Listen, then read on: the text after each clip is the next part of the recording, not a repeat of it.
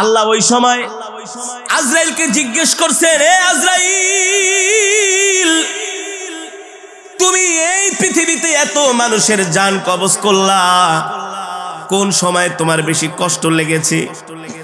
আজরাইল বলে, আল্লাহ, আমার দুইটা মানুষের জান কবজ করতে বেশি কষ্ট হয়েছে। দুইটা মানুষের জান কবজ করতে আমার কষ্ট হয়েছে। হায়াতুল হায়াওয়ানের মধ্যে এসেছে, আল বিদায়া ওয়ান নিহায়ার মধ্যে এসেছে। আজরাইল বলে, আমার দুইটা মানুষের জান কবজ করতে সবচেয়ে বেশি কষ্ট হয়েছে। আল্লাহ তাআলা বলে, আজরাইল, কোন দুইটা মানুষ? বলে, আল্লাহ, সমুদ্রের মধ্যে একদিন একটা জাহাজ ডুবে গিয়েছিল। ওই জাহাজের মধ্যে একজন গর্ভবতী মহিলা ছিল, সে ছিল প্রেগন্যান্ট। যখন সমুদ্রের মধ্যে জাহাজটা ডুবে গেল, নদীর তরঙ্গমালা ঢেউগুলো জাহাজটাকে যখন একেবারে বাড়ি দিতে শুরু করলো, জাহাজটা ফেটে চূর্ণ বিচূর্ণ হয়ে গেল। মানুষগুলো বাঁচার জন্য আর্তনাদ করতেছে, তোমার কাছে সাহায্য চাচ্ছে। ওই অবস্থায় ওই সমুদ্রের মধ্যে জাহাজের তক্তার উপরে একটা মহিলা, গর্ভবতী মহিলা, ওই তক্তা ধরে কোন রকম বেঁচে ছিল। কিন্তু তার পেটে ছিল সন্তান। সন্তানটা প্রসব করবে এই অবস্থায় আপনি আমাকে হুকুম দিয়েছেন, যাও যাও, এই মহিলার জান কবজ করে নিয়ে আসো। ওই সময় আমার খুব মায়া লেগেছিল, এই অবস্থায় যদি আমি এই মহিলার জান কবজ করি, এই মহিলারই কি হবে আর বাচ্চাটারই কি হবে? তাও সমুদ্রের মধ্যে প্রচন্ড ঢেউ। যদি তীরে হতো অথবা কোনো লোকালয় হতো, আমার এত মায়া লাগতো না। আজরাইল বলে, ওই সময় আমার খুব মায়া লেগেছে যে এই মহিলার সন্তানের কি অবস্থা হবে আর মহিলার কি অবস্থা হবে। আজরাইল বলে, আল্লাহ, আমার হাতে তো কোনো ক্ষমতা নাই, সর্বময় ক্ষমতার মালিক কি? আরো জোরে বলেন, কে? ইন্নামা আমরুহু ইযা আরাদা শাইআন আইয়াকুলা লাহু কুন ফায়াকুন। আল্লাহ বলে, আমি আল্লাহ এমন আল্লাহ, আমি আল্লাহ যা ইচ্ছা তাই করি। আমার আল্লাহর যখন যা মন চায় আমি তাই করি। আমি যদি কোনো কিছু করতে চাই, আমি আল্লাহ কারো কাছ থেকে পারমিশন নিতে হয় না, নিতে হয় একমাত্র শুধু আল্লাহর নবীর জান কবজের সময় আজরাইল নবীজির কাছে অনুমতি চেয়েছে। আপনার আমার নবী, বিশ্ব নবী, তার কাছে এসে আজরাইল বলে, ওগো আল্লাহর নবী, আল্লাহ তাআলা আমাকে পাঠিয়েছেন আপনার জান কবজ করার জন্য। কি পাঠিয়েছেন? কিন্তু আল্লাহ আমাকে নির্দেশ দিয়েছেন, আগে আপনার থেকে অনুমতি নিতে হবে। যদি অনুমতি দেন জান কবজ করব, আর যদি অনুমতি না দেন খালি হাতে ফিরে যাব। আল্লাহু আকবার। এই মর্যাদাটা শুধু আপনার আমার নবীর ক্ষেত্রে, আর কারো বেলায় নয়। আজরাইল কাউকে গনে না, কারো কাছে আজরাইলের কোনো টাইম নাই। শুধু একমাত্র নবীর কাছে এসে বলেছেন, ওগো আল্লাহর নবী, আল্লাহ আমাকে পাঠিয়েছেন, আল্লাহ আপনার সাথে সাক্ষাৎ করতে চান। আল্লাহু আকবার। কে সাক্ষাৎ করতে চান? আল্লাহ আপনার সাথে সাক্ষাৎ করতে চান। আল্লাহ আমাকে আপনার কাছে পাঠিয়েছেন, যদি অনুমতি দেন জানটা কবজ করব, অনুমতি না দিলে খালি হাতে ফিরে যাব। আল্লাহর নির্দেশ। সুবহানাল্লাহ।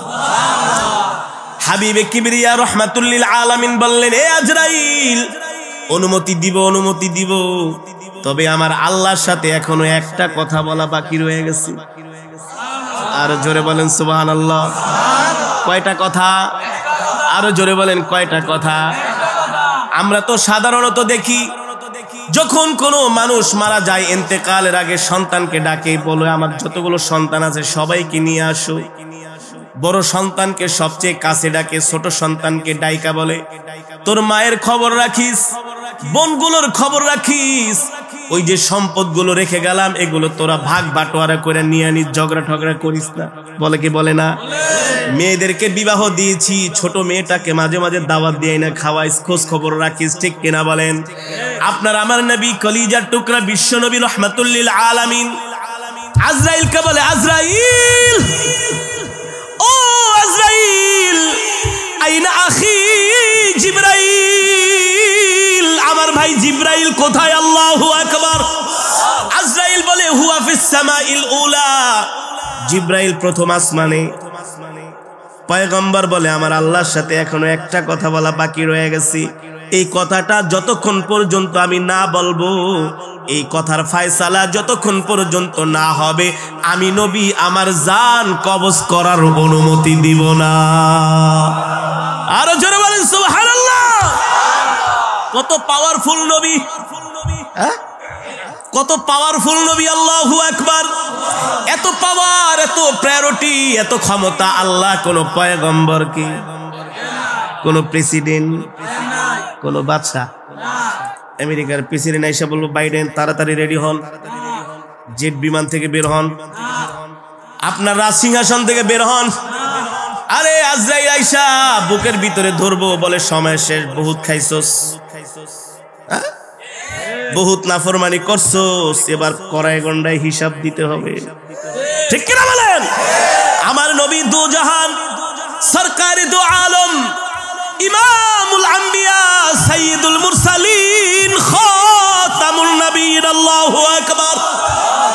পয়গম্বর বলে আইনা আখি জিবরাইল, এ মালাকুল মউত জিবরাইল নিয়ে আয়। তারপরে মৃত্যুর অনুমতি।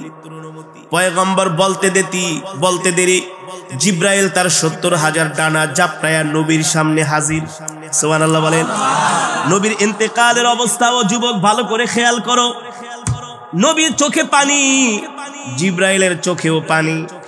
নবী বলে ইয়া আখি লিমা তাবকি ইয়া জিবরাইল, ও ভাই জিবরাইল আপনি কাঁদেন কেন? আল্লাহু আকবার। পয়গম্বর বলে জিবরাইল আপনি কাঁদেন কেন? জিবরাইল বলে গো আল্লাহর নবী আমি কাঁদি তো কাঁদি, কারণ আছে, আপনি কাঁদেন কেন? আল্লাহু আকবার। আপনার মাহবুব, আপনার বন্ধু তো আপনার জন্য বসে আছে, আপনার সাথে সাক্ষাৎ করবে। আল্লাহু আকবার। আপনার জন্য জান্নাত রেডি, আপনার জন্য হুর গিলমান সব রেডি। আপনি তো দোজাহানের বাদশা, দুনিয়া তো বাদশাহী করছেন, জান্নাত তো আপনি বাদশা। আল্লাহু আকবার। আপনার সুপারিশ ছাড়া কেউ জান্নাতে যেতে পারবে না। আপনি আগে জান্নাতের তালা খুলবেন, এরপরে সব পয়গম্বররা জান্নাতে যাবে। এর আগে আল্লাহ কাউকে পারমিশন দেবে না। আপনি কেন কাঁদতেছেন? আরে আপনি তো দুলা, আপনি তো বর, আপনাকে নেওয়ার জন্য ফেরেশতারা তৈয়ার।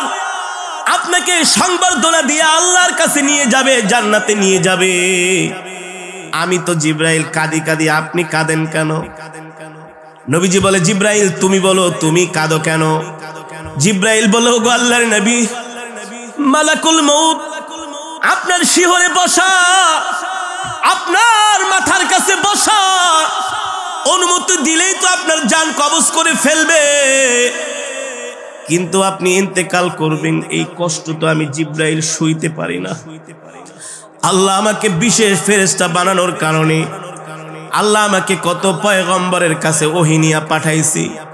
কোন পয়গম্বরের কাছে আমি 10 বার ওহী নিয়ে গিয়েছি, কোন পয়গম্বরের কাছে আমি 20 বার ওহী নিয়ে গিয়েছি, কোন পয়গম্বরের কাছে আমি 80 বার ওহী নিয়ে গিয়েছি, কোন পয়গম্বরের কাছে আমি 300 বার ওহী নিয়ে গিয়েছি।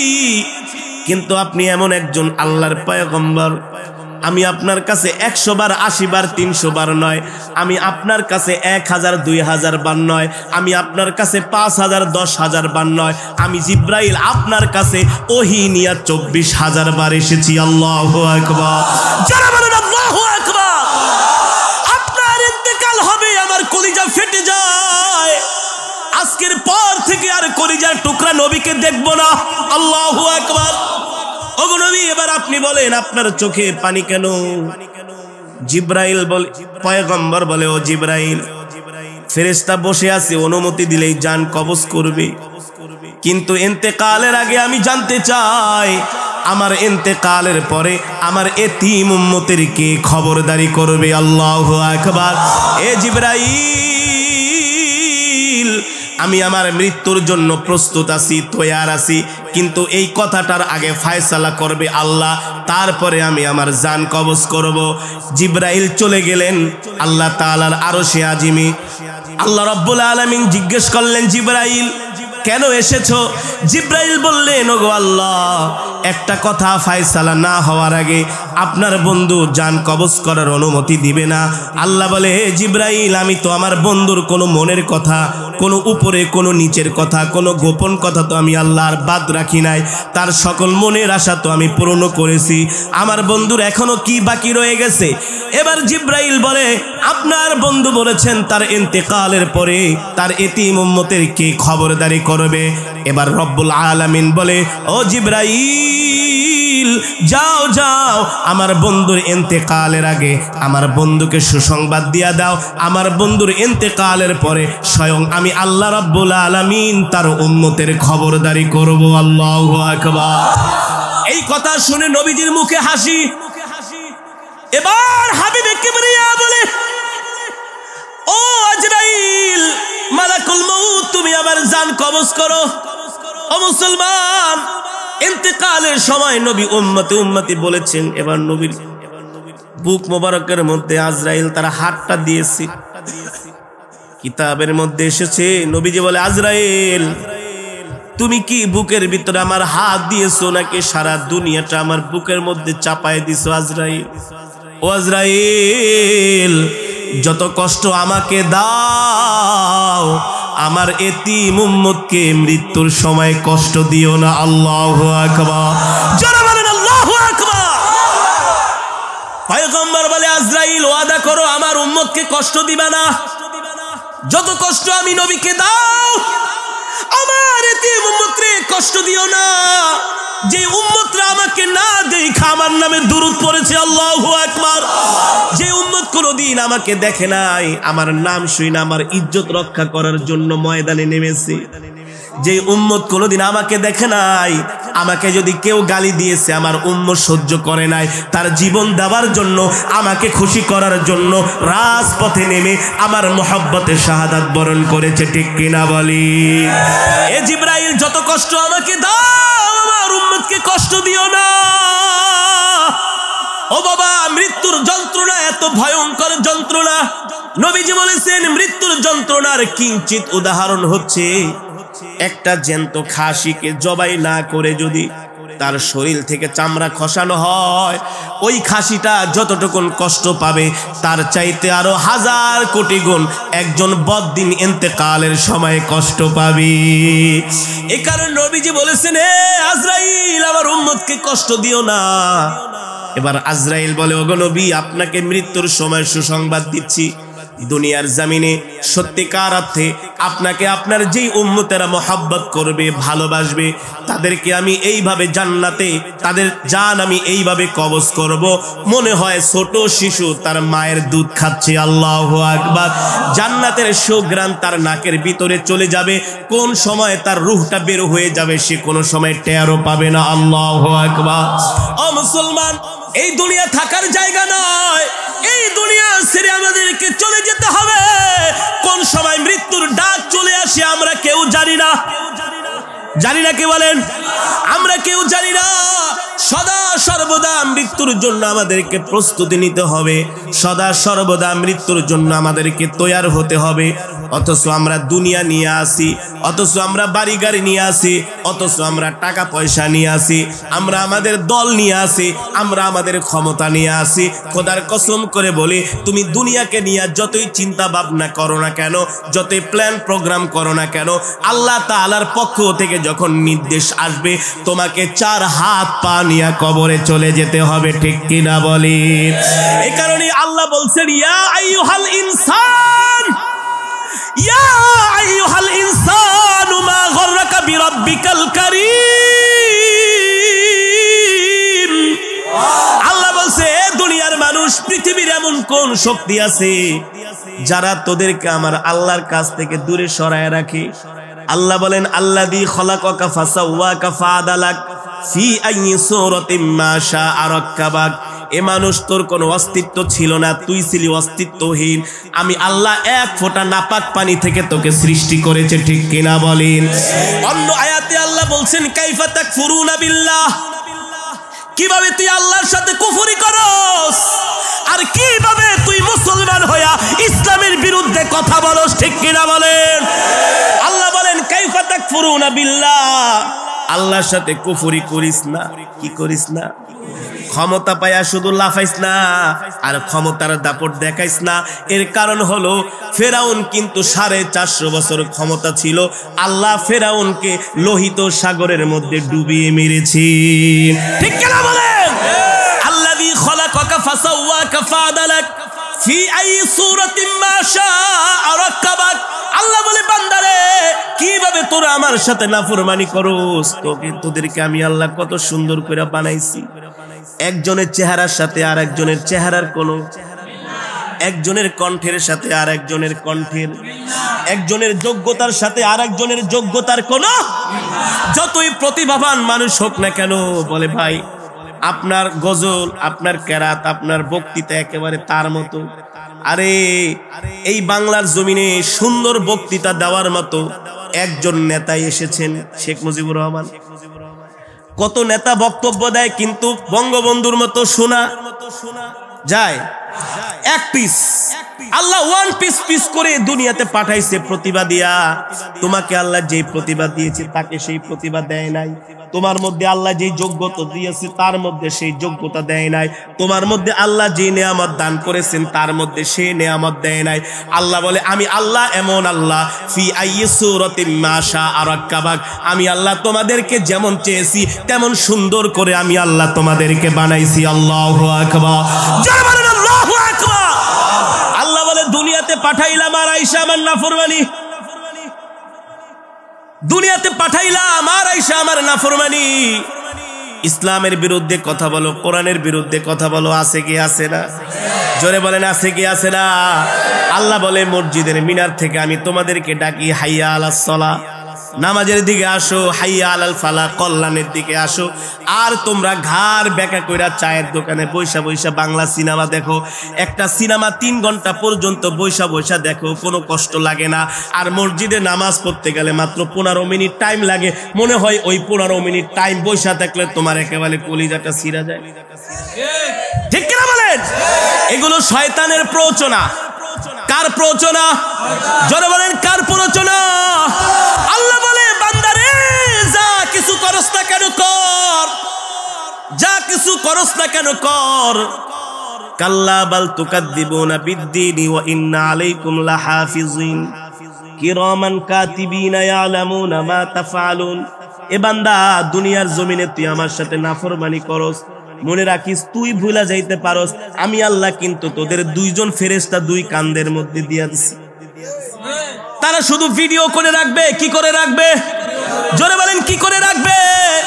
আল্লাহ বলে হাসরের মাঠে আমি যখন বিচারের মাঠ কায়েম করব, তোরা যখন আমার বিচারের কাঠ গড়ায় দাঁড়াবি, আমি আল্লাহ বলবো এই কাজ, এই অন্যায় তুই গভীর রজনীতে করেছিলি। তুই বলবি আল্লাহ আমি জিনা করি নাই, আমি মানুষকে গভীর রাত্রে গুলি কইরা মারি নাই, আমি কারো সম্পদ লুণ্ঠন করি নাই, আমি কোনো আলেমের গায়ে হাত দেই নাই। গতকালকের আগের দিন একজন সন্ত্রাসী একজন ইমামের 2 হাত কেটে ফেলেছে, জানেন না? ইমাম সাহেব বরিশালের বাবুগঞ্জে কত বড় জানোয়ার, কত বড় অপদার্থ, কত বড় কুলাঙ্গার। ঠিক আছে, ইমাম সাহেব সে কি ফেরেশতা? মানুষ না? তার ভিতরে দোষ গুণ নাই? এ কারণেই তো শাহ আতাউল্লাহ বুখারী রহমাতুল্লাহি আলাইহি তার কাছে এলাকার কিছু মানুষ গিয়েছে, বলে হযরত আমাদেরকে একজন ইমাম দেন। কি দেন? ইমাম দেন। সমাজে এমন কিছু কুলাঙ্গার আছে, বেয়াদব আছে, এই কুলাঙ্গাররা মাঝে মাঝে মসজিদের ইমাম আলেমদের সাথে বেয়াদবি করে। যে সমস্ত যুবক আলেমদের সাথে বেয়াদবি করবে বুঝতে হবে ওর জন্মে সমস্যা আছে। কিসে সমস্যা আছে? জন্মে সমস্যা, ওর রক্তের সমস্যা, ওর ব্লাডের মধ্যে সমস্যা। রাগ করতেছেন? প্রমাণ দিব। ওলীদ ইবনে মুগীরা কে? ওলীদ ইবনে মুগীরা আমার নবীকে গালি দিয়েছে। ওমর এসে খেপে গেছে, ওগো নবী আপনাকে ওলীদ গালি দিছে মুগীরায়, অনুমতি দেন, একেবারে কল্লা ফেলে দিব। নবীজি বলে আরে ও তো গালি দিবে, ওর তো জন্মের সমস্যা আছে। কিসের সমস্যা? জন্মের সমস্যা আছে। যুবক তোমাদেরকে এই কথাগুলো এই জন্য বলে যায়, যতই নামাজ পড়ো, যতই আমল করো না কেন, চাইলেই কেউ আলেম হতে পারে না। এটা মাওলার পক্ষ থেকে কবুলিয়ত মঞ্জুরি হয়ে আসতে হয়। আরে মিয়া, কত শত শত কোটি টাকার মালিক আমার সাথে পড়াশোনা করেছে, প্রাইভেট গাড়ি দিয়া বাবা এনে মাদ্রাসায় দিয়ে যেত, 3 বেলা দুধ, কলা, মাখন, খাসি, গরু খাওয়াইতে খাওয়াইতে ফার্মের মুরগি বানায় ফেলাইছে। কোরআন শরীফ 10 পারা পড়ে আর 5 পারা ভুলে যায়। উস্তাদরা পড়াইতে গেলে পিটান দিলে বাপের কাছে বিচার দেয়, বাপে আবার এসে হুজুরকে হাতায়, ওই যে মালপানি, বুঝলেন? হুজুর আপনি আমার ছেলেরে, একদিন এক উস্তাদকে এমন করে ধমকাইতেছে, আপনি আমার ছেলের গায়ে হাত দিয়েছেন, জানেন আমি কে, আমার কত ক্ষমতা? হুজুর বলে আপনার ঘোড়ার ডিমের ক্ষমতা, যান আপনি। হুজুরের চোখে পানি। ওই ছেলে আর আলেম হইতে পারে নাই। এত সোজা না। কোরআন এটা আল্লাহ তাআলার কালাম, এটা ওহির জ্ঞান, এটা চাইলে আল্লাহ সবাইকে দেয় না। এটা পেতে হলে কষ্ট করতে হয়, সাধনা করতে হয়, চোখের পানি ফেলতে হয়। এত সোজা না মিয়া। ওইসব ডাক্তার, ফাক্তার, ইঞ্জিনিয়ার এগুলো আমাদের জন্য হওয়া কোনো ব্যাপারই না। মাত্র 13 মাসে হাফেজ হইছি। কত মাসে? 13 মাসে আল্লাহ হাফেজ বানাইছে, আলহামদুলিল্লাহ। 1000-এর উপরে মোবাইল নাম্বার মুখস্থ, 200, 250, 300-এর উপরে প্রোগ্রাম মুখস্থ। ফোন দিলে বলতে পারি তোমার প্রোগ্রাম এত তারিখে, এতটা, এত সময়তে এত সময়। হুজুর এটি মনে রাখেন কেমনি? আর এটা তো কম্পিউটার। ডাক্তার, ইঞ্জিনিয়ার এগুলো আমাদের জন্য হওয়া পান্তাবাদ ছিল, কারণ কোরআন শরীফই মুখস্থ করতে পারছি। ওইসব ইংরেজি বই, ওইসব মুখস্থ করা আমাদের জন্য কোনো ব্যাপার ছিল? কোনো ব্যাপার না। যেটা বলতেছিলাম, আলেম হওয়া এত সোজা না। হুজুরকে এসে ধমকায়, আপনি আমার ছেলের গায়ে হাত দিলেন কেন? উস্তাদের চোখে পানি। ওই ছেলে আলেম হতে পারে নাই, এখন অনেক বড় ব্যবসায়ী, দেখলে হাত ধরে, দোস্ত ছোটবেলায় একসাথে পড়তাম, তুই তো আলেম হয়ে গেছিস, দেশ বিদেশে ঘুরোস, কোরআন পড়োস, তোর তেলাওয়াত আমি নিজেও শুনি, আমার ওয়াইফও শুনে, আমার সন্তানরাও শুনে। আমি আলেম হইতে পারলাম না।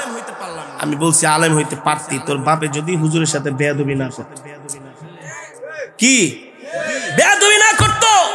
বেয়াদব আল্লাহর দরবার থেকে আল্লাহ তাকে হটায় দেয়। বেয়াদব আল্লাহ পছন্দ করে না। আল্লাহর দরবারে বেয়াদবের কোনো স্থান নাই। আর যে আলেমের সাথে বেয়াদবি করে, ওই তো সবচেয়ে বড় বেয়াদব। আলেমকে নায়েবে নবী, আলেমকে নায়েবে নবী। আল উলামা ওয়ারাসাতুল আম্বিয়া। উলামায়ে কেরাম হচ্ছে নবীর ওয়ারিস। কার ওয়ারিস? জোরে বলেন, কার ওয়ারিস? নবীর ওয়ারিস।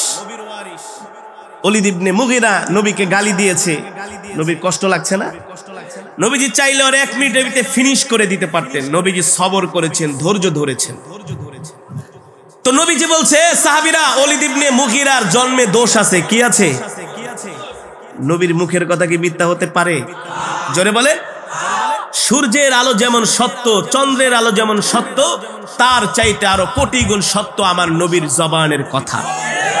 সাহাবীরা তো খুশিতে বাকবাক হয়ে আছে, ওলীদ ইবনে মুগীরা তুই আমাদের নবীকে গালি দিছস, তো তোর জন্মে সমস্যা আছে।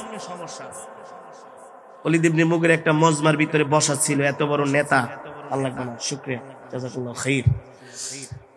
একটা মজমার মধ্যে বসা, আয়েশা যদি কয় তোর জন্মে সমস্যা আছে, প্রেস্টিজে লাগে না? কেমন লাগে? খুব লাগে। কেমন লাগে? ওলীদ ইবনে মুগীরা ছিল শিক্ষিত মানুষ, দাঁত কামড়ায় আর বলে, মুহাম্মদে কইছে আমার জন্মের সমস্যা, কি করি? এগুলারে মারলে না আবার কি এর সমস্যা বইলা দেয়, আবার যদি মারি, আবার যে যদি মুহাম্মদ আবার কোনটা বইলা দেয়, তাহলে তো আরো বিপদে পড়বো। কারণ ওলীদ ইবনে মুগীরা মক্কার কাফেরেরাও জানতেন আল্লাহর নবী, আল্লাহর পয়গম্বর, কোনো সন্দেহ নাই, কোনো মুহাম্মদ যা বলে তাই হয়ে যায়। মুহাম্মদ কোনোদিন মিথ্যা কথা আরে বলে না, দেখেই তো মক্কার কাফেরেরা টাকা পয়সা জমায়া এমন অনুষ্ঠান করে নবীজিকে আল আমিন উপাধি দিয়েছে। কি দিয়েছে? কোন ঝগড়া লাগলেই বলতো আমাদের আল আমিনকে ডাকো। আল্লাহু আকবার। আমাদের আল আমিনকে ডাকো, সেই আমাদের সমাধান দিতে পারবে। আর আল আমিন যেটা সমাধান দিবে আমরা সেটাই মেনে নিব। আল্লাহু আকবার। নবী এখনো তরুণ, এখনো কি তরুণ, এখনো যুবক হয় নাই। নবীর রায় মক্কার বড় বড় লিডারেরা মেনে নেয়। ওলীদ ইবনে মুগীরা বলে, মুহাম্মদ বলছে আমার জন্মে সমস্যা আছে। নিশ্চয় আসলেই কোনো সমস্যা, আমার জন্মে মুহাম্মদের কথা কোনোদিন মিথ্যা হতে পারে না। ওলীদ ইবনে মুগীরা 1 দিন 2 দিন 3 দিন পর্যন্ত ঘরের দরজা লাগায় বসে ছিল। আত্মমর্যাদায় লাগছে না? এত মানুষের সামনে কইছে জন্মের সমস্যা, ওই আবার বিচার করবো কেমনে? পাবলিক তো কয় আপনি আপনার জন্মের সমস্যা, আপনি কি বিচার করবেন? যান, বলবে কি বলবে না? আর আরবের মানুষের খাসলত তো আরো খারাপ ছিল, জাহেলিয়াত যুগের মানুষ। 3 দিন পর্যন্ত ওলীদ ইবনে মুগীরা ঘরের ভিতরে দরজা লাগায় বসে আছে, খায় না, ঘুমায় না, কিছু। 3 দিন পরে ওলীদ ইবনে মুগীরার মা আসছে, বাবা মন ফোন খারাপ। ওলীদ, কি হয়েছে তোমার? আম্মা জান, বেয়াদবি মাফ করবেন, আপনাকে একটা কথা জিজ্ঞেস করব, বলবেন? কি কথা? আম্মা জান, আব্দুল মুত্তালিবের নাতি, আবু তালেবের ভাতিজা মুহাম্মদ ইবনে আব্দুল্লাহ, যাকে আমরা আল আমিন বলে সবাই মানি, ওলীদ ইবনে মুগীরার মা বলে আমিও তো মানি, সে তো আমাদের আল আমিন। বলে মা, আপনি কি আল আমিনের মুখের কথা বিশ্বাস করেন? ওলীদ ইবনে মুগীরার মা বলে বাবা, তোর কথা আমার কথা সকলের কথা মিথ্যা হতে পারে, কিন্তু মুহাম্মদের জবান দিয়ে যেই কথা বের হয় তার মধ্যে মিথ্যার কোনো অবকাশই নাই। আরো জোরে বলেন সুবহানাল্লাহ।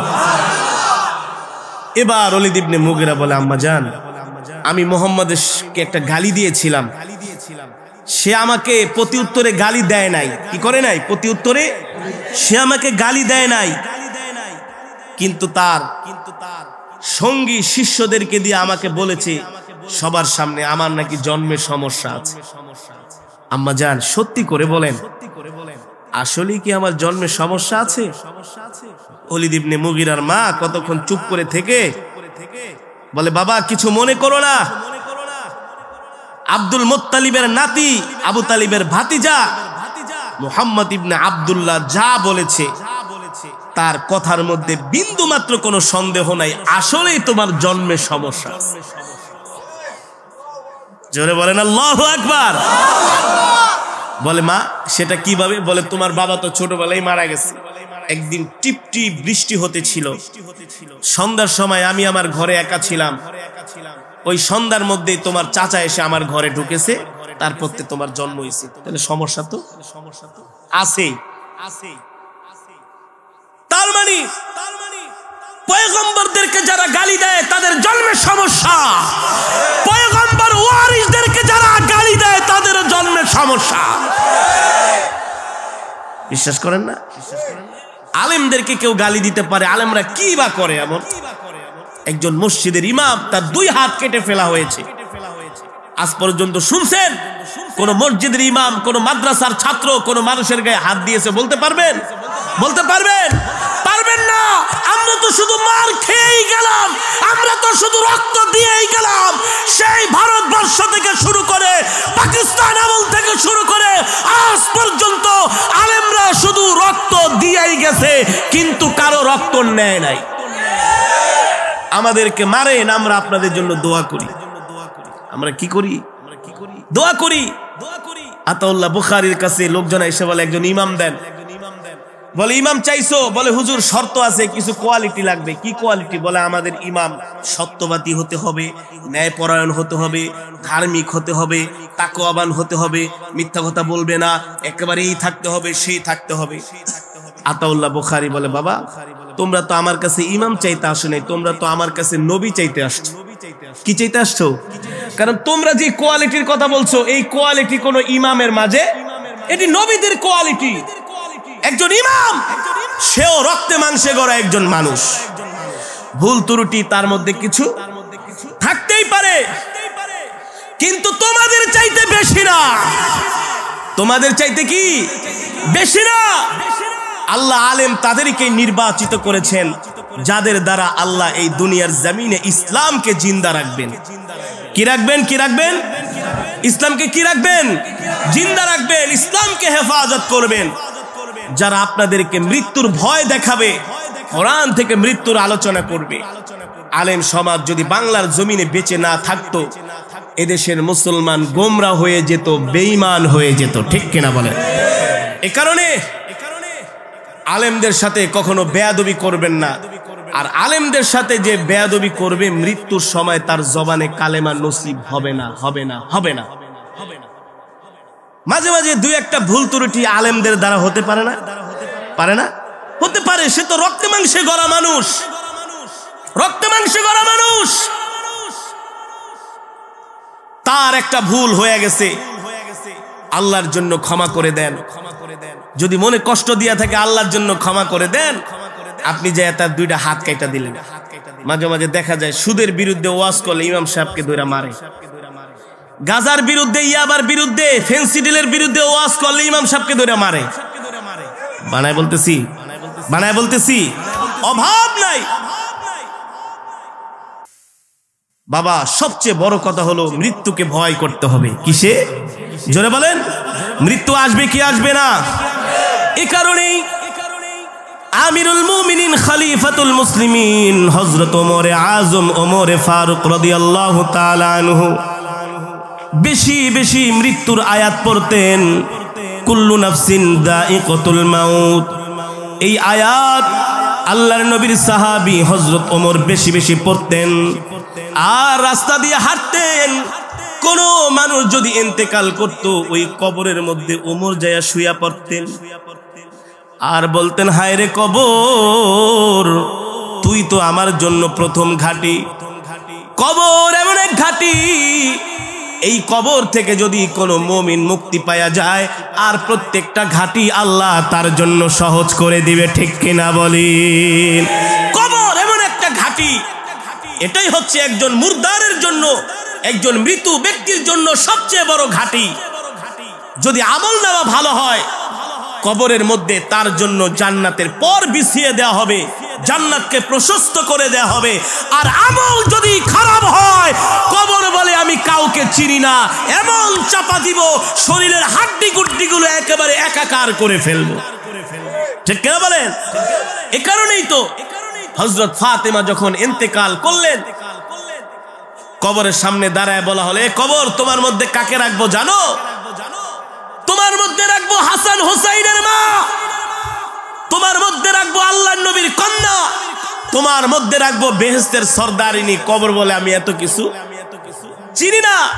আমল যদি ভালো হয় ওয়েলকাম, আমল খারাপ হলে এমন চাপা দিব হাড্ডি গুড্ডি মাটির সাথে মিশিয়ে দিব। এ কারণে আপনাদের হাতে ধরি, পায়ে পড়ে অহংকার দেখাবেন না, সম্পদের বড়াই দেখাবেন না, ক্ষমতার দাপট দেখায়েন না। এই দুনিয়াতে আজকে আছি, কালকে নাই। এক মুসলমান আর এক মুসলমানকে দিল থেকে ভালোবাসবো, সমাজ থেকে মারামারি, কাটাকাটি, হানাহানি, হিংসা, বিদ্বেষ যাতে দূর হয়ে যায়, সব কিছু দূর করে আমরা এক মুসলমান আর এক মুসলমানকে কলিজা দিয়া ভালোবাসবো। মৃত্যুর জন্য আমরা তৈয়ার হব। কিসের জন্য? আজকে আপনি সম্পদের দাপট দেখান, সম্পদ আছে, ক্ষমতা আছে, যারা বেশি ক্ষমতা, টাকা পয়সার বাহাদুরি দেখায় তাদেরকে মূলত মানুষ মন থেকে ভালোবাসে না। ভালোবাসে? রাস্তা দিয়ে হাইটে গেলে বলে, তুই যদি মইরা যেতি পালং বাজারে তুই মিষ্টি আইনা নিজেও খাইতাম আর মানুষেও খাওয়াইতাম। বলে কি বলে না? আর যদি সুন্দর আখলাকের মানুষ হন, আপনার ইন্তেকালের পরে হাজার হাজার মানুষ আসবে আপনার জানাজায়, যেই শুনবে চোখের পানি ফেলে বলবে, আহ, একটা ভালো মানুষ মারা গেছে, ভালো মানুষ মারা গিয়েছে। এ কারণে আপনাদের হাতে ধরি, পায়ে পড়ি, এই যে মৃত্যুর আলোচনা করলাম, ওয়াজা আস-সাকরাতুল মাউতি বিল হক, মৃত্যু এমন এক বিধান, মৃত্যু আমাদের জন্য এমন এক পরোয়ানা, এটা আসবে। এই মৃত্যুর হাত থেকে আল্লাহর নবী পর্যন্ত বাঁচতে পারে নাই, আমরাও সদা সর্বদা মৃত্যুর জন্য আমাদেরকে তৈয়ার হতে হবে, প্রস্তুত নিতে হবে। আর একজন মানুষ যদি মৃত্যুর জন্য তৈয়ার হয়, প্রস্তুতি নেয়, দুনিয়ার সম্পদের দিকে সে তাকায় না, ক্ষমতার দিকে সে তাকায় না, মানুষের সাথে খারাপ ব্যবহার করে না, মানুষের সাথে খারাপ আচরণ করে না। ঠিক কিনা বলে? এই ওয়াজ মাহফিল এগুলো হচ্ছে ধর্মীয় কাজ। এগুলো কি সবাই মিলে ঝিলে সমাজের সব মানুষ একত্রিত হয়ে এই ধর্মীয় কাজগুলো করবেন। বাংলাদেশের যত বেশি ওয়াজ মাহফিল হবে তত মানুষ কোরআনের আলোচনা শুনবে। লস নাকি লাভ? জোরে বলেন, লস নাকি লাভ? সমাজে কিছু মানুষ আছে তারা শুধু চুলকায়। কি করে? বলে এত ওয়াজ মাহফিল হয়ে লাভ কি? আরে বেটা, এত ওয়াজ মাহফিলের কারণেই তো আজকে যাত্রা ঠাত্রা বন্ধ হয়েছে। ওয়াজ মাহফিল না থাকলে তো এখন আমার দেশের যুব সমাজ যাত্রা দেখতে যাইতো, মঞ্চ নাটক করতো। ঠিক কিনা বলে?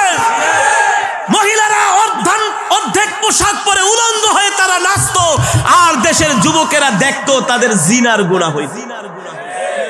আজকে বাংলাদেশের হাজার হাজার লক্ষ লক্ষ যুবকের মোবাইলে আমার কোরআনের তেলাওয়াত, যেখানে যাই হুজুর, আগে গান শুনতাম ফাইটটা যায় চিররা যায়, এখন আর এগুলা শুনি না। এই যে দেখেন কোরআন তেলাওয়াত শুনি, বলে হুজুর সকালবেলা ঘুম থেকে ওইটা কোরআন তেলাওয়াত শুনি, ঘুমানোর সময় কোরআন তেলাওয়াত শুনতে শুনতে ঘুমাই। আলহামদুলিল্লাহ বলেন, আরো জোরে আলহামদুলিল্লাহ বলেন। বাংলাদেশের গার্মেন্টস ফ্যাক্টরির ম্যাক্সিমাম ওয়ার্কাররা এখন কোরআন শুনে।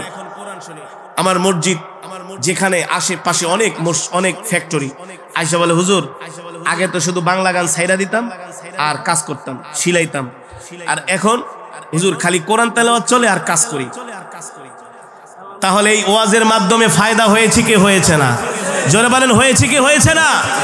হ্যাঁ, এই ধর্মীয় কাজগুলো যেখানে হবে সেখানে বাধা দিবেন না। যুবকদেরকে বাধা প্রদান কেন করবেন? তারা ওয়াজ মাহফিল না করে যদি আজকে এখানে একটা গানের আসর বসাইতো, এই মাটিটা একেবারে পবিত্র হতো না?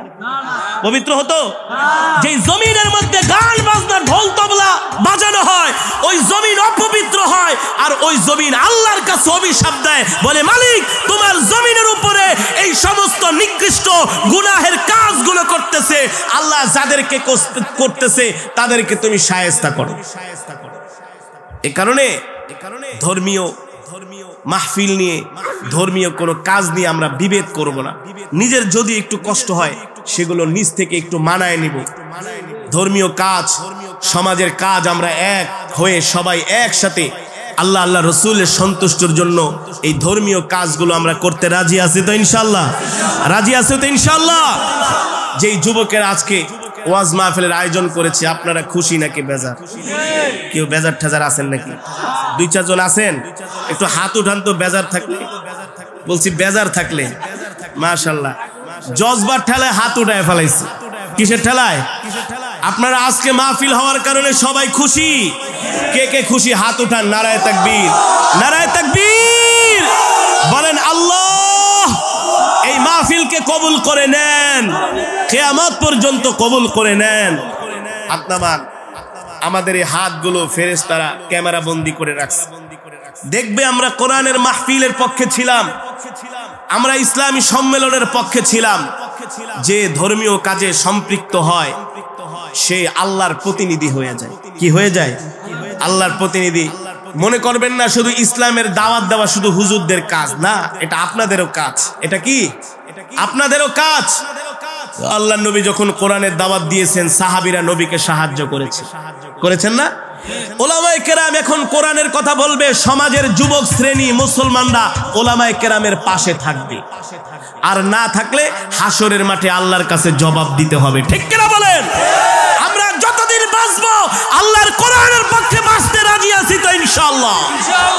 আল্লাহ আমাদের কবুল করুন বলি আমিন। এই মাহফিলকে আল্লাহ কিয়ামত পর্যন্ত কবুল করুক বলি আমিন। আমরা যেভাবে করে একসাথে কোরআনের মজমায় গভীর রজনী পর্যন্ত বসে আছি, এভাবে একসাথে যেন আমরা আল্লাহর জান্নাতে যেতে পারি। রব্বি করিম আমাদের সকলকে কবুল করুক বলি আমিন। সম্মানিত হাজিরিন, আজকে আমার বয়ানের মূল বিষয় ছিল এই পৃথিবীতে আমরা কেউ থাকতে পারবো না। পারবো না। এই পৃথিবী ছেড়ে আমাদেরকে চলে যেতে হবে। সুতরাং মৃত্যুর জন্য আমাদেরকে তৈয়ার হতে হবে, মৃত্যুর জন্য আমাদেরকে প্রস্তুতি নিতে হবে। দুপুরবেলা ভাত খেয়েছি, রাত্রে খেতে পারবো কি পারবো না জানি না। জোহরের নামাজ পড়েছি, আসরের নামাজ মসজিদে যে পড়তে পারবো কি পারবো না। মাগরিবের নামাজ পড়েছি, এশারের নামাজ পড়ে ঘুমানোর পরে ফজরের সময় উঠতে পারবো কি পারবো না, কোনো গ্যারান্টি আছে? নাই। এ কারণে আমাদের সদা সর্বদা মৃত্যুর জন্য প্রস্তুতি নিতে হবে, মৃত্যুর জন্য তৈয়ার থাকতে হবে, বেশি বেশি করে আমল করতে হবে। আল্লাহ তাআলা আমাদের সকলকে ঈমানি মৃত্যু নসিব করুন বলি আমিন। এই আশা ব্যক্ত করে আমি আমার আলোচনা এখানেই শেষ করছি। কিছু বলবে কেউ? দুরূদ শরীফ।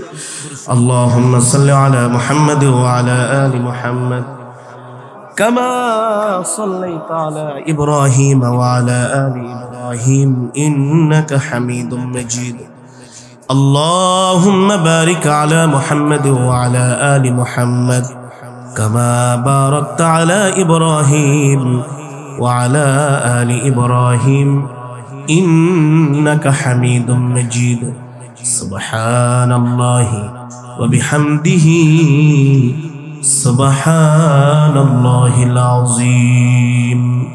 আমরা সকলেই সকলের জন্য দোয়া করব, প্রাণ খুলে দোয়া করব। যারা মাহফিলের আয়োজন করেছেন অত্র এলাকার যুব সমাজ, বিশেষ করে আজকের মাহফিলের যুব সমাজদের যিনি সভাপতি সাহেব সোহানুর রহমান শাওন ভাই, মামুন ভাই, নূরে আলম সিদ্দিকী সাহেব, ইমাম সাহেব, আরো অনেক আমার যুবক বন্ধুরা আমি আশেপাশে দেখেছি, আমার খুব ভালো লেগেছে। সারা বাংলাদেশের যতগুলো জেলা বলেন, থানা বলেন, উপজেলা বলেন, এমন কোন জায়গা বাদ নাই যে আমি কোরআনের মাহফিলে যাই না। পৃথিবীর এই পর্যন্ত প্রায় 20টার উপরে দেশে গিয়েছি, আল্লাহ কোরআনের উসিলায় নিয়েছেন। সুতরাং আজকে খুব ভালো লেগেছে যে আমাদের শরীয়তপুর জেলায়ও যুবকরা মিলে একটা সংগঠন করেছে, তারা ধর্মীয় কাজ করছে। এই জন্য আমরা অনেকে আনন্দিত, ঠিক কিনা বলেন? আমরা তাদের জন্য প্রাণ খুলে দোয়া করব, তারা যাতে এই ধর্মীয় কাজ, এই ইসলামী সম্মেলন, আরো সামাজিক কর্মকাণ্ড যাতে তারা পরিচালনা করতে পারে। প্রত্যেকটা যুবককে আল্লাহ তাআলা আল্লাহওয়ালা বানায় দেন বলে আমিন। প্রত্যেকটা যুবক যেন আল্লাহ তাআলা হযরত ওমরের মতো, হযরত আলীর মতো তাদেরকে আল্লাহ ঈমানি শক্তি দান করুন বলে আমিন। যুবকরা যদি পরিবর্তন হয়ে যায়, বাংলাদেশেরও পরিবর্তন ঘটবে। যুব সমাজ যদি ইসলামের পথে চলে আসলে বাংলাদেশের প্রতিটা ঘরে ইসলাম ছড়িয়ে যাবে, ঠিক কিনা বলেন? এ কারণে যুবকরা যে কাজগুলো করেছে তাদেরকে আমরা সম্মান জানাই, তাদের জন্য আমরা প্রাণ খুলে দোয়া করব। আপনারা তাদেরকে সহযোগিতা করবেন, বিরোধিতা করবেন না। তারা যদি কোনো ধর্মীয় কাজ করে তাদেরকে সহযোগিতা করবেন।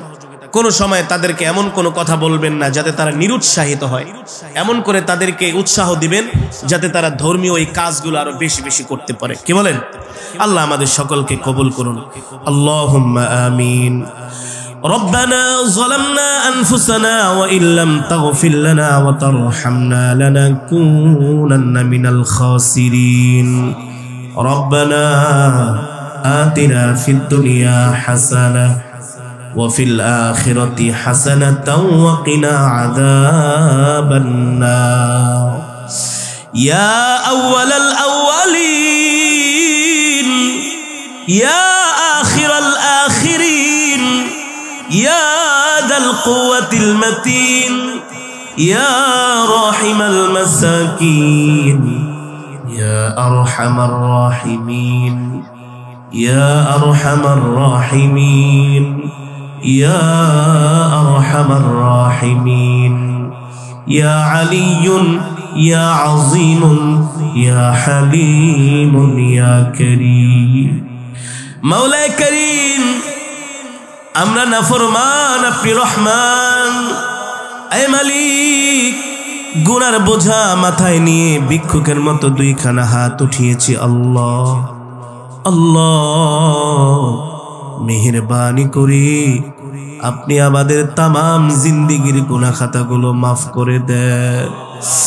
এ মালিক, গুনাহ করতে করতে জীবনটাকে বরবাদ করে দিয়েছি। আল্লাহ,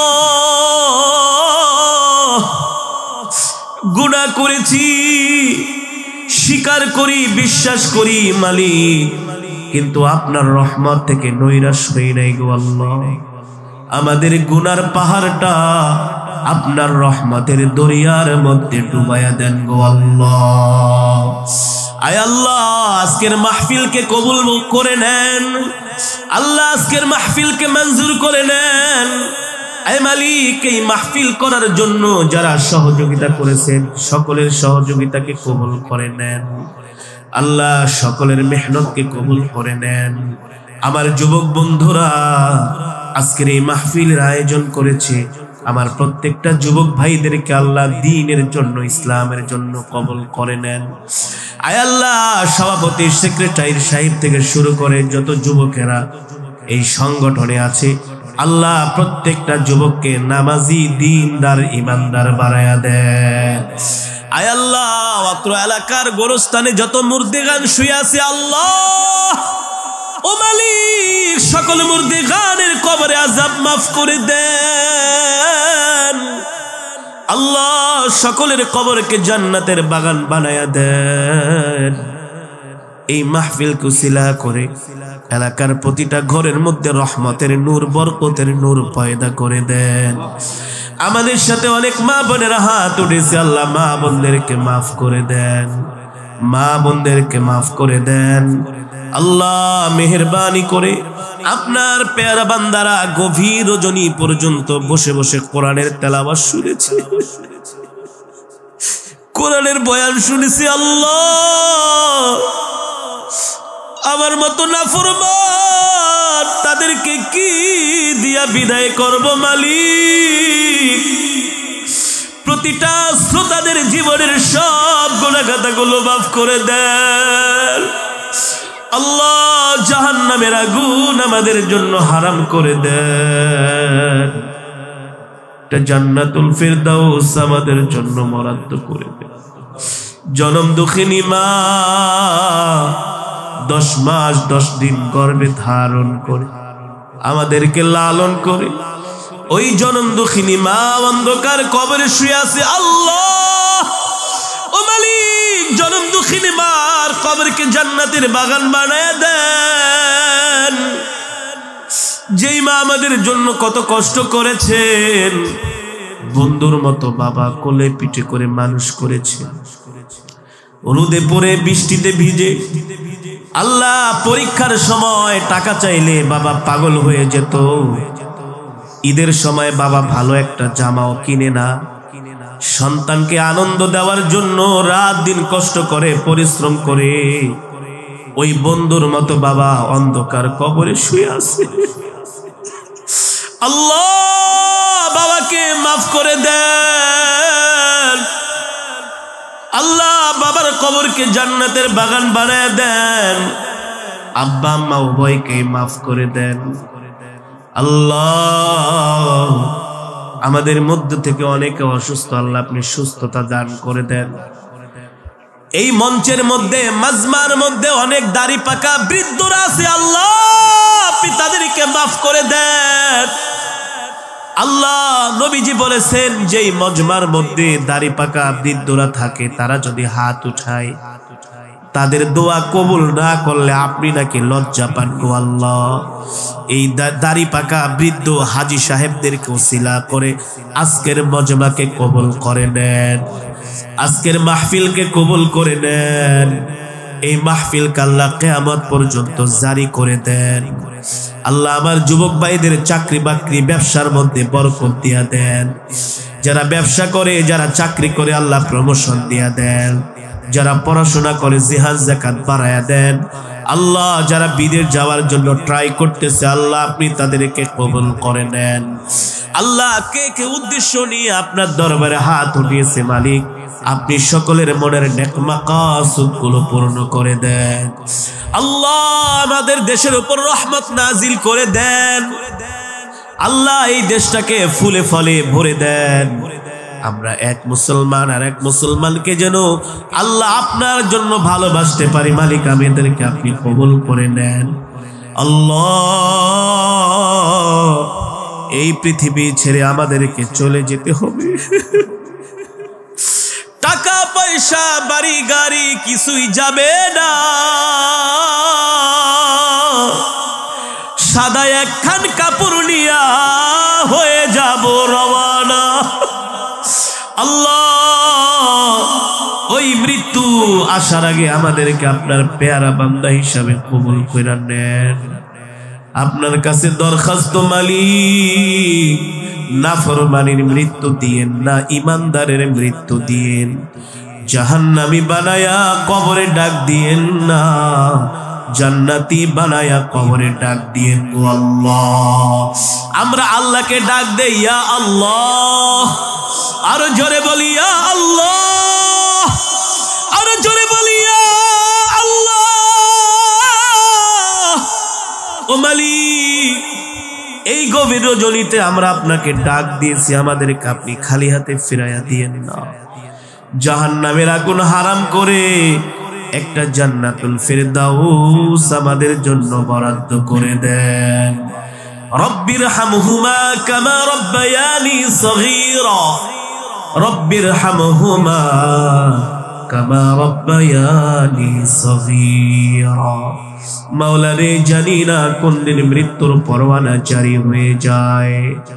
আজরাইল আমাদের সামনে এসে হাজির হয় সেই কঠিন মুসিবতের সময়, কঠিন বিপদের সময়। আমাদের জবানে জারি করে দেন কালেমায়ে তাইয়্যিবা লা ইলাহা ইল্লাল্লাহু মুহাম্মাদুর রাসূলুল্লাহ।